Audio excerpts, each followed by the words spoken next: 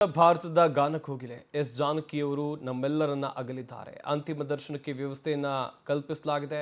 ಮೈಸೂರಿನ ಮಹಾರಾಜ ಕಾಲೇಜು ಮೈದಾನದಲ್ಲಿ ಅಂತಿಮ ದರ್ಶನ ಆಗ್ತಾ ಇದೆ. ಕೊನೆ ಬಾರಿ ಎಸ್ ಜಾನಕಿಯನ್ನ ಕಣ್ತುಂಬಿಕೊಂಡಿದ್ದಾರೆ ಗಣ್ಯರು ಮತ್ತು ಅಭಿಮಾನಿಗಳು. ಅಂತಿಮ ದರ್ಶನಕ್ಕೆ ಗಣ್ಯರು ಮತ್ತು ಸಾರ್ವಜನಿಕರಿಗೆ ಪ್ರತ್ಯೇಕ ವ್ಯವಸ್ಥೆಯನ್ನ ಮಾಡಲಾಗಿದೆ. ಸ್ಥಳದಲ್ಲಿ ಭದ್ರತೆಗಾಗಿ 500ಕ್ಕೂ ಹೆಚ್ಚು ಪೊಲೀಸರನ್ನ ನಿಯೋಜನೆ ಮಾಡಲಾಗಿದೆ. ಬ್ಯಾರಿಕೇಡ್ ಹಾಕಿ ಸೂಕ್ತ ಭದ್ರತೆಯನ್ನ ಪೊಲೀಸರು ಕೈಗೊಂಡಿದ್ದಾರೆ. ಈಗಾಗಲೇ ಎಸ್ ಜಾನಕಿಯವರ ಅಂತಿಮ ದರ್ಶನಕ್ಕೆ ವ್ಯವಸ್ಥೆಯನ್ನ ಮೈಸೂರಿನ ಜಿಲ್ಲಾಡಳಿತ ಕಲ್ಪಿಸಿಕೊಟ್ಟಿದೆ. ಮಹಾರಾಜ ಕಾಲೇಜು ಮೈದಾನದಲ್ಲಿ ಗಣ್ಯರು ಹಾಗೆಯೇ ಸಾರ್ವಜನಿಕರು ಅಂತಿಮ ದರ್ಶನವನ್ನು ಪಡಿತಾ ಇದ್ದಾರೆ. ದಕ್ಷಿಣ ಭಾರತದ ಗಾನಕೋಗಿಲೆ, ಭಾರತದ ಸುಪ್ರಸಿದ್ಧ ಗಾಯಕಿ ಎಸ್ ಜಾನಕಿಯವರು ನಮ್ಮೊಂದಿಗಿಲ್ಲ ಎನ್ನುವ ವಿಷಯ ಅರಗಿಸಿಕೊಳ್ಳೋದಕ್ಕೂ ಸಾಧ್ಯ ಇಲ್ಲ. ನಿನ್ನೆ ರಾತ್ರಿ ಅವರು ಹೃದಯಾಘಾತದಿಂದ ಮೈಸೂರಿನ ಅಪೋಲೋ ಆಸ್ಪತ್ರೆಯಲ್ಲಿ ಕೊನೆಯುಸಿರೆಳೆದರು. ಇವತ್ತು ಅಂತಿಮ ದರ್ಶನಕ್ಕೆ ಎಲ್ಲ ವ್ಯವಸ್ಥೆಯನ್ನು ಮಾಡಿಕೊಳ್ಳಲಾಗಿದೆ. ಒಂದು ಕಡೆಯಲ್ಲಿ ಅನೇಕ ಅಭಿಮಾನಿಗಳನ್ನು ಅಗಲಿದ್ದಾರೆ.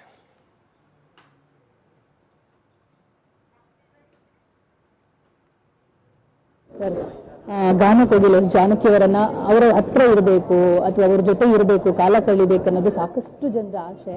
ಬಟ್ ಅದು ಈಡೇರಿದೆ ಅನ್ಸುತ್ತೆ. 30 ವರ್ಷಗಳಿಂದ ನೀವು ಅವ್ರ ಜೊತೆಗಿದ್ದೀರಾ. ನಿಮ್ಮ ಮತ್ತು ಅವರ ಒಡನಾಟದ ಬಗ್ಗೆ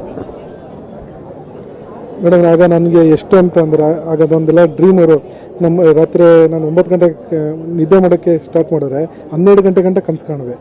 ಅವ್ರ ಪ್ರೋಗ್ರಾಮಲ್ಲಿ ಹಂಗಾಡ್ಬೋದು ಹಿಂಗಾಡ್ಬೋದು, ಅವ್ರು ನಿಂತಿರೋ ಸ್ಟೈಲ್, ಅವ್ರ ಖರ್ಚೀಪು ಯಾವಾಗಲೂ ಬಿಡ್ತಾ ಇರೋದು, ಅದೆಲ್ಲ ಅದು ಏನಕ್ಕೆ ಆ ಥರ ಇದಾಗ್ತಾ ಗೊತ್ತಿಲ್ಲ. ನನ್ನ ಲೈಫಲ್ಲಿ ನಾವು ಸ್ವಲ್ಪ ಕಷ್ಟದಿಂದನೇ ಮುಂದೆ ಬಂದಿದ್ದು. ಆಗ ನಾವು ಆ ಟೈಮಲ್ಲಿ ಒಂದು 20 lakhsನ ಒಂದು ಗೌರ್ಮೆಂಟಿಂದ ವರ್ಕ್ ಮಾಡಿ ನನಗೆ ಒಂದು ಚೆಕ್ ಬಂತು. ಆ ಚೆಕ್ಕಲ್ಲಿ ನಮ್ಮ ಫಸ್ಟು ಟೈಮು ಅವತ್ತೊಂದು ದಿವಸಕ್ಕೆ ತುಂಬ ದೊಡ್ಡ ಅಮೌಂಟು. ಎಷ್ಟಲ್ಲಿ ಅಂದರೆ 2006 ನಾನು ಏನು ತಗೊಂಡಿರ್ಬೋದು ಹೇಳಿದ್ರಲ್ಲಿ, ಒಂದು ನನ್ನ ಮನಸ್ಸಲ್ಲಿ ಒಂದು ಚೆಕ್ ಕೊಟ್ಟ ತಕ್ಷಣ ನಾನು ಏನು ಅನ್ಕೊಂಡೆ ಅಂದರೆ, ಕ್ಯಾಸೆಟ್ ಅಂಗಡಿಗೆ ಹೋಗ್ಬಿಟ್ಟು ಜನಕ್ಕೆ ಮುಂದೆ ಎಷ್ಟು ಕ್ಯಾಸೆಟ್ ಇದೆ ಅಷ್ಟು CD ಕ್ಯಾಸೆಟ್ ಪರ್ಚೇಸ್ ಮಾಡ್ಕೊಂಡು ಹೋಗ್ಬೇಕು ಅಂದ್ಬಿಟ್ಟು ಫಸ್ಟು ನಾನು ಆ ಥರ ತಗೊಂಡೆ. ಅವ್ರದ್ದು ಒಂದು ಸರಿ ಹಿಂಗೇ ಎಷ್ಟೋ ವರ್ಷದ ಹಿಂದ್ಗಡೆ ಚಾಮುಂಡಿ ಬೆಟ್ಟಕ್ಕೆ ಹೋಗಿದೆ. ಚಾಮುಂಡಿ ಬೆಟ್ಟಕ್ಕೆ ಹೋಗ್ಬಿಟ್ಟು ಅಲ್ಲಿ ಕ್ಯಾಸೆಟ್ ಅಂಗಡಿ ಹತ್ರ ನಿಂತಿರ್ಬೇಕಾದ್ರೆ ನಾನು ಡೀಪಾಗಿ ಎಲ್ಲ ಫೋಟೋ ಇದೆಲ್ಲ ದೂರದಿಂದ ನೋಡ್ತಾ ಇದ್ದೆ.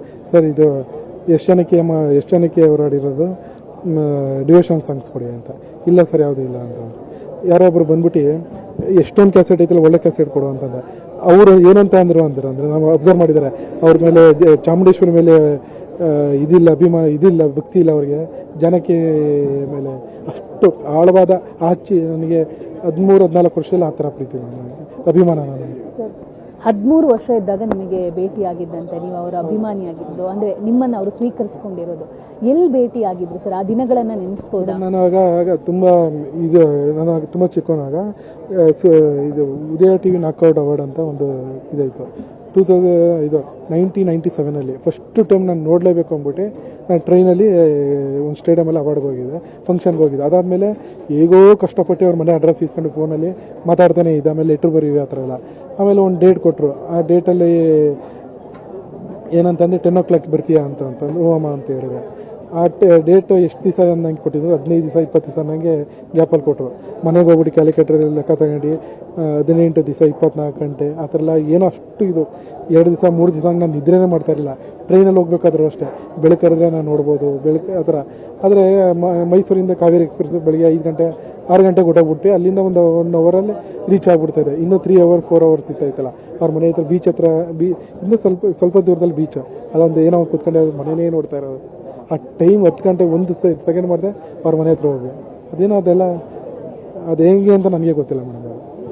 ಅವರು ಯಾವ ಗುಣ ಇಷ್ಟ ಆಗಿ ಅವ್ರು ನಿಮ್ಮನ್ನ ಮಗ್ನಂತೆ 30 ವರ್ಷದಿಂದ ಇದ್ದಾರೆ? ಉಡುಪಿಲಿ ಪ್ರೋಗ್ರಾಮ್ ಆಯಿತು ಒಂದು 20 ವರ್ಷದ ಹಿಂದ್ಗಡೆ. ಆಗ ನಾನು ಇಡೀ ಟೋಟಲ್ ಫ್ಯಾಮಿಲಿ ಕರ್ಕೊಬರ್ತೀನಿ, ಆಯಿತು ಬಾ ಅಂತ ಹೇಳಿದ್ರು. ನಾನೊಂದು 20 ಜನ ಅಲ್ಲಿ ನಮ್ಮ ಆಂಟಿದ್ರು ಎಲ್ಲರೂ ಇದಕ್ಕೆ ಹೋದೆ ಉಡುಪಿ ಪ್ರೋಗ್ರಾಮ್ ಆದೊಳ್ಳೆ ಅಮ್ಮ 6 o'clock ಸ್ಟಾರ್ಟ್ ಮಾಡಿ 11:30 ಗಂಟೆ ಅವ್ರದ್ದು ಅಮ್ಮ ಸೋಲೋ ಪ್ರೋಗ್ರಾಮ್ ಎಲ್ಲ ಆಯಿತು. ಅಲ್ಲಿ ಪ್ರೋಗ್ರಾಮ್ ಮುಗಿದ್ಮೇಲೆ ಫ್ಯಾನ್ಸ್ ಎಲ್ಲ ತುಂಬ ಕ್ರೌಡ್ ಆಯಿತು, ಕಂಟ್ರೋಲ್ ಮಾಡೋಕ್ಕಾಗಲಿಲ್ಲ. ಅಮ್ಮ ಏನಂತ ಹೇಳಿದ್ರು ಅಂದರೆ, ನಿಮ್ಮ ಫ್ಯಾಮಿಲಿ ಎಲ್ಲ ಒಂದ್ಸರಿ ಮೀಟ್ ಮಾಡ್ತೀನಿ, ಒಂದು ಸ್ವಲ್ಪ ವೆಯ್ಟ್ ಮಾಡು, ಇಲ್ಲಿ ಕ್ರೌಡ್ ಐತೆ ಅಂತಂದರು. ಅದು ಕ್ರೌಡ್ ಕಂಟ್ರೋಲ್ ಮಾಡೋಕ್ಕೆ ಆಗಲಿಲ್ಲ. ಎಸ್ಕಾರ್ಟ್ ಮಾಡ್ಕೊಂಡು ಅಮ್ಮನ ಟೆಂಪಲಿಂದ ಮಲ್ಪೆ ಬೀಚ್ ಅಲ್ಲಿ ಕರ್ಕೊಡೋರು. ಅಮ್ಮ ಹೋಗ್ಬೇಕಾದ್ರೆ ಏನಂತ ಹೇಳಿದ್ರು ಅಂತಂದರೆ, ಮಲ್ಪೆ ಬೀಚಲ್ಲಿ ಒಂದು ರೆಸಾರ್ಟ್ ಐತೆ, ಅಲ್ಲಿ ಬಂದ್ಬಿಡು, ಮಾರ್ನಿಂಗ್ ಕೊಲ್ಲೂರು ಹೊಟ್ಟೋಗ್ತಾಯಿದ್ದು ನಿಮ್ಮ ಫ್ಯಾಮಿಲಿ ಎಲ್ಲ ಕರ್ಕೊಬಂದರು. ನಾನು ಕಾರ್ ಹತ್ತಿ ಅವ್ರ ಅಮ್ಮ ಹತ್ತೋದ್ಮೇಲೆ ನಮ್ಮ ವೆಹಿಕಲ್ ಎಲ್ಲೋ ಐತೆ ಏನಾಯ್ತು ನಾವು ಯಾವುದೋ ಒಂದು ವೆಹಿಕಲ್ ಮಾಡ್ಕೊಂಡು ಹೋಗ್ಬೇಕು, ದೊಡ್ಡ ಮಳೆ, ನದಿ ಅದು ರೋಡ್ ಅದು ಏನೂ ಗೊತ್ತಾಗ್ತಿಲ್ಲ. ಆಗ ನಮ್ಮ ಆಂಟಿದರೆಲ್ಲ ಭಯ ಪಡ್ತಾರೆ, ಏನಾರಾಗಲಿ ನೀನು ನೋಡುವಂತೆ ನಡಿ ಅಂದ್ಬಿಟ್ಟು ರೆಸಾರ್ಟ್ಗೆ ಹೋದಾಗ ದೊಡ್ಡ ಮಳೆ, ಅಲ್ಲಿ ಗೇಟ್ ತೆಗಿಯೋಕ್ಕೆ ವಾಚ್ಮ್ಯಾನ್ ಒಪ್ಪಲಿಲ್ಲ.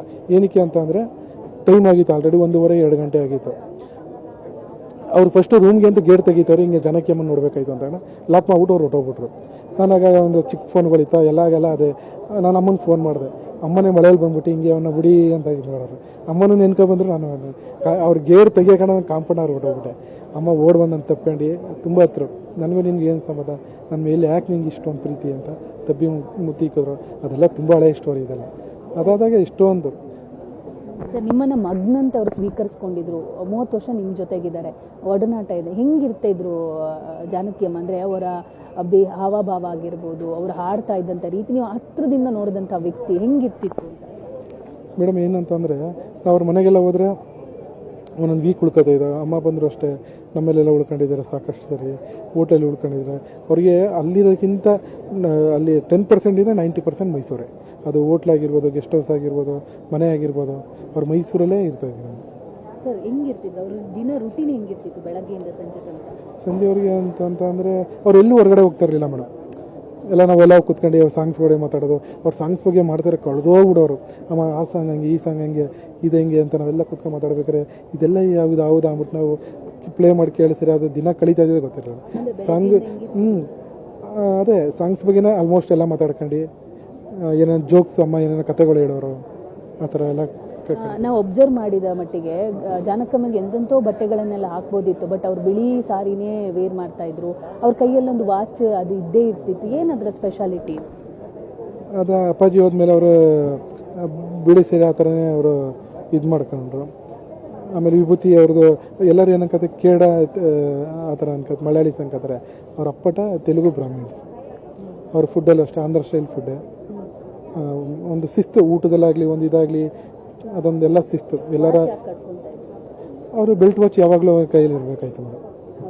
ಕೈ ಒಂದು ಕರ್ಚೀಪು, ತಲೆಗೆ ಏರ್ ಪಿನ್ನು, ಆಮೇಲೆ ಒಂದು ಕೇರಳ ಸ್ಟೈಲಲ್ಲಿ ಅವರು ಇದು ಮಾಡ್ತಿರೋದು ಒಂದು ಏನೋ ಅವ್ರದ್ದೊಂದು ಶಿಸ್ತು ಮೇಡಮ್. ಅದು ಸರ್, ಎಷ್ಟು ದಿನದಿಂದ ಅವ್ರಿಗೆ ಹುಷಾರಿಲ್ಲದೆ ಇತ್ತು? ಸೊ ನೀವು ಅವರ ಕೊನೆ ಕ್ಷಣಗಳಲ್ಲಿ ಇದ್ರಿ? ಸರಿ, ಅವ್ರಿಗೆ ಹಾರ್ಟ್ ವೀಸಿಂಗ್ ಪ್ರಾಬ್ಲಮ್ ಇತ್ತು, ತುಂಬ ವರ್ಷದಿಂದನೇ ಇತ್ತು.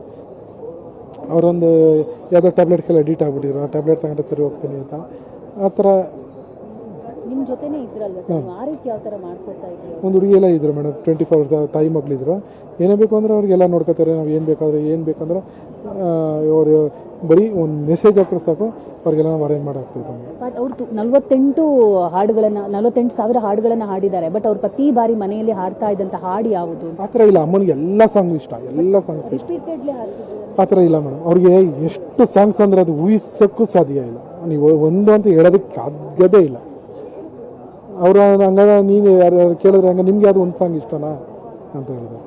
ಅವ್ರಿಗೆ ಅದು ಆಲ್ಮೋಸ್ಟ್ ಹೊಸದಕ್ಕಿಂತ ಹಳೆ ಸಾಂಗ್ಸ್ಗಳು ತುಂಬ ಇಷ್ಟಪಡೋರು. ಅವ್ರು ಯಾರನ್ನ ವ್ಯಕ್ತಿಯನ್ನು ಇಷ್ಟಪಡೋದಾಗಿರ್ಬೋದು, ವಸ್ತುವನ್ನು ಇಷ್ಟಪಟ್ಟಿದ್ದು ನಿಮಗೆ ಗೊತ್ತಿದೆ, ಯಾಕಂದರೆ 30 ವರ್ಷದಿಂದ ಇದ್ದೀರಾ. ಇಲ್ಲ ಮೇಡಮ್, ಏನಂತ ಈಗ ನೀವು ಬಂದು ಅವ್ರು ಮಾತಾಡ್ಬಿಟ್ರೆ ನಿಮ್ಮೂ ಅಷ್ಟೇ, ಅವ್ರಿಗೆ ಯಾರಿಗೂ ಹೆಚ್ಚು ಪ್ರೀತಿಯಲ್ಲೇ ಹೆಚ್ಚು ಕಡಿಮೆ ಇಲ್ಲ, ಎಲ್ಲರಿಗೂ ಒಂದೇ ಥರ. ಇದೊಂದು ಸ್ಟೋರಿ ಹೇಳ್ತೀನಿ ನೋಡಿ, ಇದು ಹೇಳಬೇಕು ಅನ್ಕೊಂಡು ಮರ್ತೋಗಿತ್ತು.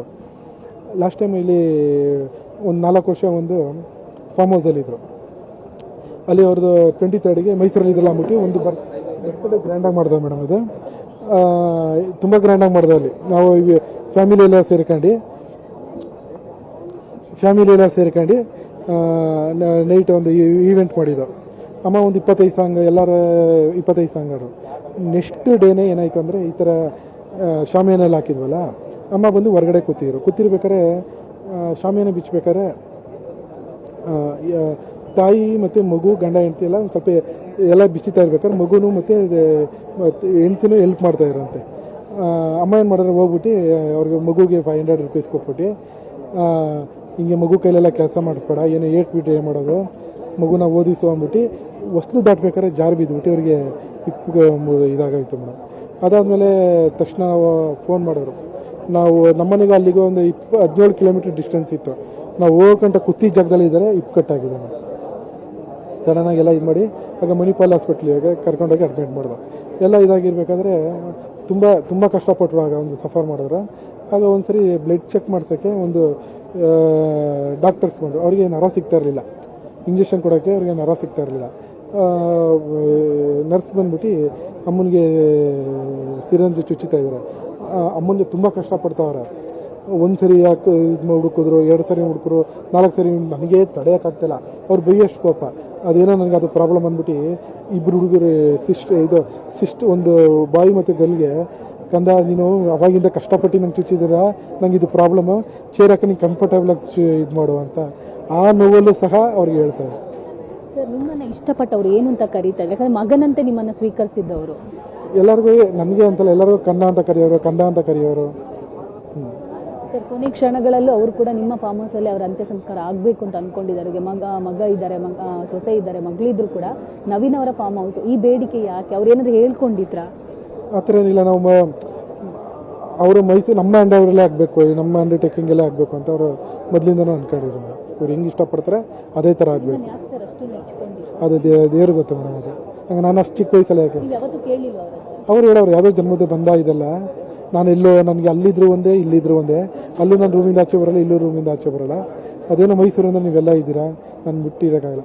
ಈಗ ಲಾಸ್ಟ್ ವೀಕು ನನ್ನ ಬಗ್ಗೆ ಏನೇನೋ ಒಂದು ಯೂಟ್ಯೂಬ್ ಮಾಡಿ ಯಾರೋ ಒಬ್ಬ ಯೂಟ್ಯೂಬಲ್ಲೆಲ್ಲ ಎಲ್ಲ ಕಡೆ ಇದಾಯಿತು. ಅಮ್ಮಂಗೆ ಗೊತ್ತಿರಲಿಲ್ಲ ಒಂದು ಸ್ವಲ್ಪ. ಆಮೇಲೆ ಹೇಗೋ ಗೊತ್ತಾಗಿ 3 ದಿವಸ ಆಮೇಲೆ ಗೊತ್ತಾಗಿದೆ. ಹೋದಾಗ ನಂಗೆ ಮಕ್ಕ ನೋಡ್ಕೊಂಡು ಕೋಪ ಮಾಡ್ಕೊಂಡ್ರು. ಅಮ್ಮ ಏನಕ್ಕಮ್ಮ ಅಂತ ಅಂದೆ. ನಿನ್ನ ಬಗ್ಗೆ ಯಾರು ಎಲ್ಲ ಇದು ಮಾಡಿ ಅಪಪ್ರಚಾರ ಮಾಡಿದ್ದಾರೆ, ಅವ್ರು ಇಲ್ಲ ಏನು ಸಿಗ್ತಿದೆ, ನನ್ನ ಮಗನಿಗೆಲ್ಲ ಫಸ್ಟ್ ಮಾಡ್ತಾಯಿದ್ರು, ಈಗ ನಿನ್ನ ಮೇಲೂ ಮಾಡಿದ್ದಾರೆ, ನನಗೆ ಈ ಊರಲ್ಲಿ ಇರೋದೇ ಬೇಡ, ಕಾಡು ಕೊಟ್ಟೋಗ್ಬಿಟ್ಟು ಇದ್ದುಬಿಡ್ತೀನಿ ಅಂತ ಅಂದರು.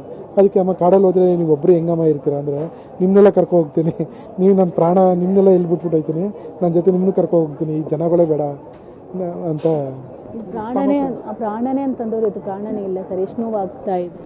ನಾಳೆಯಿಂದ ಅದು ಹೆಂಗಿರ್ತೀನಿ ಅಂತ ಗೊತ್ತಿಲ್ಲ ಮೇಡಮ್. ಅದು ಹೆಂಗಿರ್ತೀನಿ ಅಂತ ಗೊತ್ತಿಲ್ಲ ಮೇಡಮ್. ನೀವು ನಂಬ್ತಿರೋ ಬಿಡ್ತಿರೋ, ನಾನು ಪ್ರಮಾಣವಾಗ್ಲೂ ಹೇಳ್ತೀನಿ. ನನಗೆ ಜಾನಕಿ ಅಮ್ಮ ನಿಂತೆ ಕುಂತ್ರೆ ಮನೆ ಕಂಡ್ರೆ ಎದ್ರೆ ನೀರು ಕುಡಿಬೇಕಾದ್ರೆ ಎಲ್ಲ ಅವರೇ. ಎಷ್ಟು ಲಕ್ಷ ಸರಿ ನೆನೆಸ್ಕೊಂಡ್ರೆ ಗೊತ್ತಿಲ್ಲ. ಯಾವುದೇ ಫೋನ್ ಬಂದರೆ ಅವ್ರದ್ದಿರ್ಬೋದಾ ಅಂತ ಕೈ ಕಾಲೆಲ್ಲ ಶೇಕ್ ಆಗ್ಬೋದು. ನಾನು ಅವ್ರಿಗೆ ಎಷ್ಟೇ ವರ್ಷ ಎಷ್ಟೇ ಸಲಿಗೆ ಇದ್ರೆ ಅವರು ಫೋನ್ ಮಾಡಿದ್ರೆ ನಾನು ಕುತ್ಕೊಂಡು ಮಾತಾಡ್ತಾ ಇರಲಿಲ್ಲ. ಎದ್ದು ನಿಂತ್ಕೊಂಡೆ ಫೋನೆಲ್ಲ ಆ ಥರ ರೆಸ್ಪೆಕ್ಟ್ ಕೊಡ್ಕೊಂಡಿದ್ದೆ. ನೀವು ಮದುವೆ ಆಗಬೇಕಾದ್ರೂ ಕೂಡ ತಾಳಿ ಕಟ್ಟಿರ್ಲಿಲ್ವಂತೆ ಅಮ್ಮ ಬಂದಾಗ? ಅಮ್ಮ ಬರಕಂಟ ಇಲ್ಲಿ ಏನಕ್ಕೆ ಅಂದರೆ ಅವರು 3 ಡೇಸ್ ಹಿಂದೆನೇ ಬಂದರು. ದಾರ ಮುಹೂರ್ತ ಸಮಯಕ್ಕೆ ಏನೋ ಒಂದು ಸೆಕ್ಯೂರಿಟಿ ಇವ್ರು ಇದ್ರಲ್ಲ, ಅವ್ರಿಗೆ ಕರ್ಕೊಬರಕ್ಕೆ ಅರೇಂಜ್ ಮಾಡಿದ್ನಲ್ಲ, ಅವ್ರೇನು ಮಾಡ್ಬಿಟ್ಟಿದ್ರು, ನೈಟ್ 2 ಗಂಟೆ ಇದೆ, ಅವ್ರು ಕರ್ಕೊಬರೋದು